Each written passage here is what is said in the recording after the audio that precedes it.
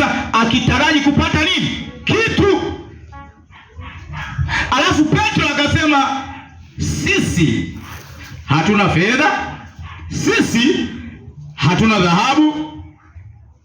Yaani mpaka hapo kama ni Kariakoo, wale ombaomba wa Kariakoo kesha kumagia kahawa.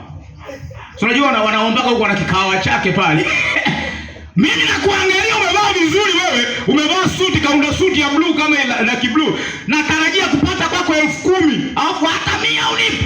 Eti unaniambia, alafu umeniambia nitazame mimi. Yaani nimekutazama kwa makini kabisa. Natarajia hiyo nyekundu. Alafu nyekundu unaambia fedha sina, dhahabu sina. Kama una hivyo vitu nini? Kwenda basi.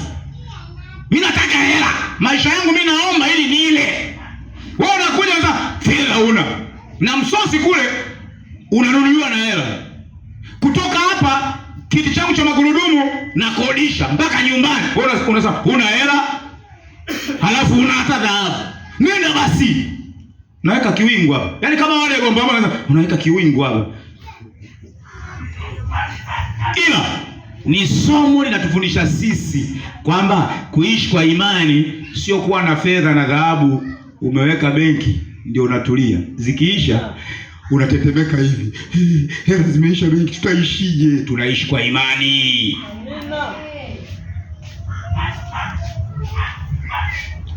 Alafu Petro akamwambiaje? Fedha na dhahabu hatuna, ila tulicho nacho ndicho tutakachokupa.